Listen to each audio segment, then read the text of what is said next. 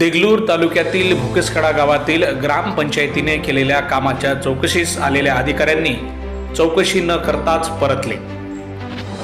निकृष्ट दर्जाच्या कामाची चौकशी व्हावी याकरिता दिलीप मरकंटे यांचे होते उपोषण। संबंधित अधिकाऱ्यांनी 11 फेब्रुवारी रोजी चौकशी करू असे दिलीप मरकंटे यांना पत्र देण्यात आल्याचे सांगितले आहे। मात्र भुकेसकडा गावात सरपंच उपसरपंच नसल्यामुळे चौकशीसाठी आलेल्या अधिकाऱ्यांना परत जावे लागले असले तरी जोपर्यंत सत्य उघड होणार नाही तोवर माझा लढा असणार आहे असे उपोषणकर्ते दिलीप मरकंटे यांनी सांगितले आहे।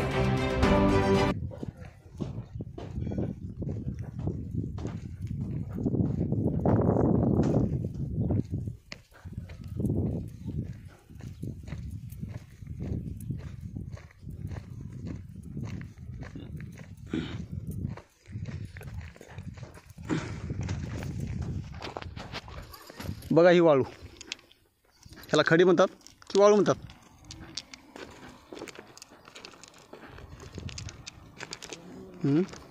ही वाळू आहे का? सांगा तुम्ही मला। बेडला हेच यूज केलेलं आहे। आज कुठं दिसतंय ते आपल्याला? नाही, काढून दाखवतो ना मी खाली। आता हे तुम्हाला दिसलेलं नाही सरळ, हे मी काढून दाखवतो तुम्हाला। हेच वाळू खाली टाकलेली म्हणजे का शासनाचे पैसे आले म्हणजे त्याचा काय गैरवापर करायचा आहे का त्याला? हां, ह्याला जबाबदार कोण? आम्ही ग्रामपंचायतला धरणार।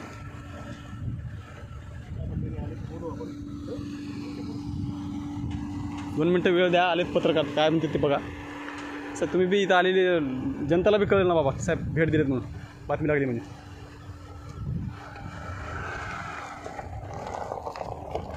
हे खा, आता तुम्ही पुढे बघायला तर पुरा फेब्रुवारीची हेच वाट लागली साहेब, दोन्ही कोण बी इथून तिथंपर्यंत। पाण्याच्या टाकीची अवस्था बघायला तर काय साहेब, फिर त्या कल्ला आहे। जुन्या हिरी जागेचे फिर कल्ला ह्या लोकांचे गुडघे गेले नसते। 40 वर्षाच्या लोकांचे गुडघेच आहेत। आमचे गुडघे बसलात साहेब आवाज देतात। आम्ही जर बसलो तर आमचे गुडघे आवाज देतात आज तारखेत।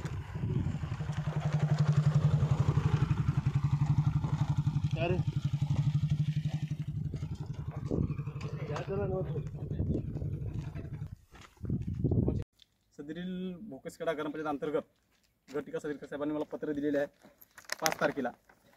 माझ्याकडे पत्र आहे। देगलूर बांधकाम विभाग उपअभियंता साहेब शिंदे साहेब म्हणून आहेत।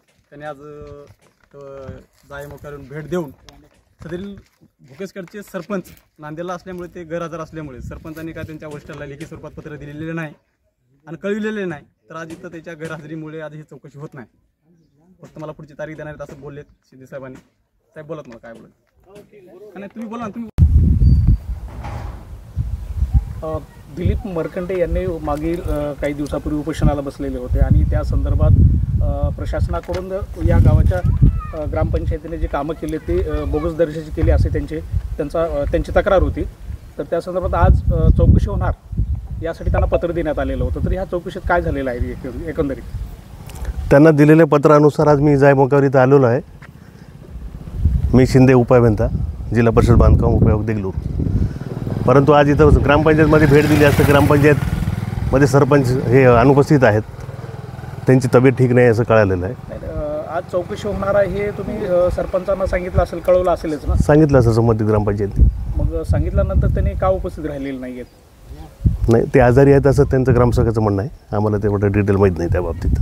पण आजच्या दिवसामध्ये काय चौकशी केली तुम्ही? नाही, आम्ही मरकंटे साहेब चर्चा केली कामाच्या बाबतीत। त्यांचं म्हणणं आहे जी काही 2-4 कामं जी काही इथलं झाली तर त्याच्यामध्ये वाळू मिश्रित हे आहे असं त्यांचं म्हणणं आहे। पण आज घडीला ती प्रत्यक्षात कामं झालेली आहेत।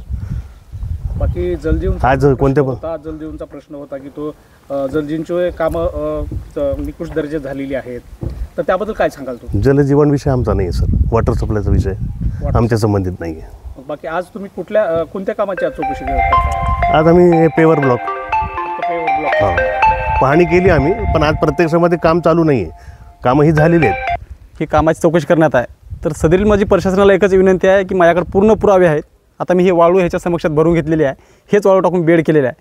आणि ह्या आजच्या हे कॅन्सल व्हायचं कारणच त्याला संस्था मग ग्रामपंचायत ग्रामविकास अधिकारी पवळे साहेबांनी, कारण मला 5 तारखेला पत्र घेतलं, ह्यांना भेटलं ते वरिष्ठांना लेखी स्वरूपात पत्र द्यायचं की बाबा 11 तारखेला सरपंच गैरहजर राहणार आहेत ते आजारी असल्यामुळे म्हणून। हे दिलेले नाही, कारण की वरिष्ठाची बेजारी करतात ह्या लोकांनी। ग्रामसेवक साहेबांनी जाणीवपूर्वक हे त्यांना माहिती आहे की आज हे होणार नाही। आता ह्याचे काही कारण ते दुसरे ठेवले असतील, तर हे सरपंचाचं टाळण्याचा प्रकार हां हे ग्रामसेवक साहेबांना केलेलं आहे. त्यांना माहिती होतं, उपअभियंता साहेब एवढेच म्हणल्यापर्यंत त्यांना सांगायला पाहिजे होतं काल. ते मला कालच्या काल बोलून घेतले असतील की स्वरूपात पत्र दिले असते, बाबा सरपंच आजारीत सांगले असते. असं केलेले नाही. हे जाणीवपूर्वक टाळाटाळी चालू आहे. माझी विनंती आहे प्रशासनाला, मुख्य कार्यकारी अधिकारी शिवसाहेबांना व गट विकास अधिकारी साहेबांना आणि जिल्हाधिकारी साहेबांना नांदेडच्या सदरील तात्काळ चौकशी करून ह्याच्यावर फौजदारी गुन्हे दाखल करण्यात यावे. हे कर्मचारी असतील, गुत्तेदार असतील, सरपंच उपसरपंच असतील, अजून जे कोणी असतील, आणि या महसूल विभागाने तात्काळ भोकेस केला CCTV बसून ह्याची सखोल चौकशी करण्यात यावी. अजून बी वाळू माफिया चालू आहे, अजून बी वाळू ओढत आहेत आणि याला प्रशासन अजिबात लक्ष घालत नाही.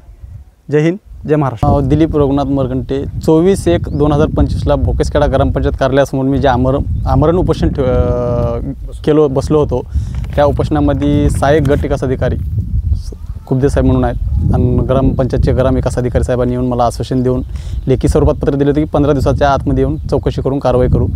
तर सदरील गट विकास अधिकारी साहेबांनी दिनांक 5/2/2025ला हे पत्र दिलेत मला आणि 11 तारीख आज 11/2/2025ला चौकशीसाठी ठेवली असता तर ग्रामपंचायतचे ग्रामसेवक साहेब व उपअभियंता साहेब हे उपस्थित होते.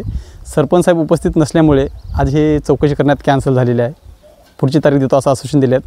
आणि मेन मूळ ठिकाण मी गट विकास अधिकारी पंचायत समितीचे शेखर देशमुख साहेबांना हे इथल्या जागचा फोटो काढून टाकलेले आहे. माझ्याकडे ते फोटो आहे अजून. प्रत्येच्या पाठीमागे दुसऱ्या लाईनला एक हे आपलं मतदारसंघ म्हटलं तर वार्ड क्रमांक 1 एरिया आहे.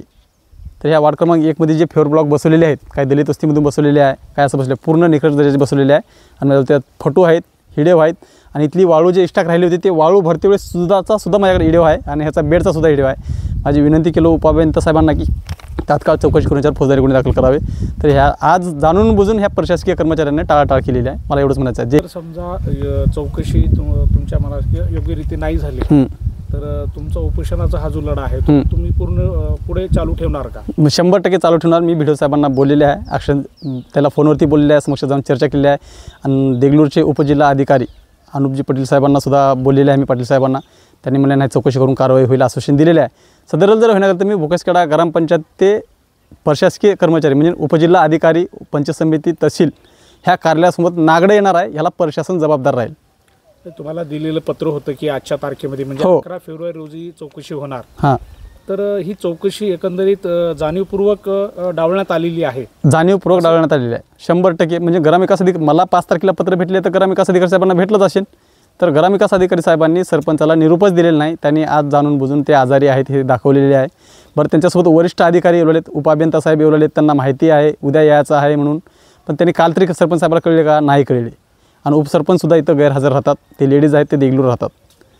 इथं माजी सरपंचाचा काळा बाजार चालू आहे. माजी सरपंच इथं उपस्थित असतात प्रत्येक ग्रामपंचायत मासिक सभा असेल या ग्रामसभा असेल काही असेल. आणि मी आता अभियंता साहेबांना सुद्धा ते सांगितलेलं शिंदे साहेबांना की इथं उपसरपंचसुद्धा येत नाहीत. आणि सरपंच साहेब नांदेडला असतात आणि 5 वर्षापासून नांदेडलाच राहिले. इस्थगित ते नांदेडचेच आहेत, फक्त नावाला भोकेसखेडा त्यांचं गाव आहे. ते प्रॉपर नांदेडचे आहेत. आणि नांदेड भोकेसखेडा गावचे हे सरपंच नावापुरतेच आहेत, बाकी काय नाही. ते काय उपस्थित राहत नाहीत. मला सांगा, ते जर उपस्थित राहिले असतात चौकशी झाली असती. ग्रामसेवकांनी त्यांना सूचना दिली असेल की आजच्या तारखेमध्ये चौकशीला येत आहेत अधिकारी, म्हणजे असं काही झालेलं नाही. आता ग्रामसेवकमध्ये मी दिलो, मी ते बेमार आहेत म्हणून सांगले. मला सांगा, बेमार आहेत म्हणून सांगले तर काल त्यांच्या वरिष्ठाला लेखी स्वरूपात दिले असते, मला वरिष्ठांनी पत्र दिले असते, आजची चौकशी कॅन्सल केली असते. हे काही सांगलेलंच नाही ना. म्हणजे जाणीवपूर्वक टाळाटाळ आहे. जे एकंदरीत चौकशी योग्यरित्या नाही झाली तर तुमचा उपोषणाचा लढा पुढे चालू ठेवणार? 100% चालू ठेवणार.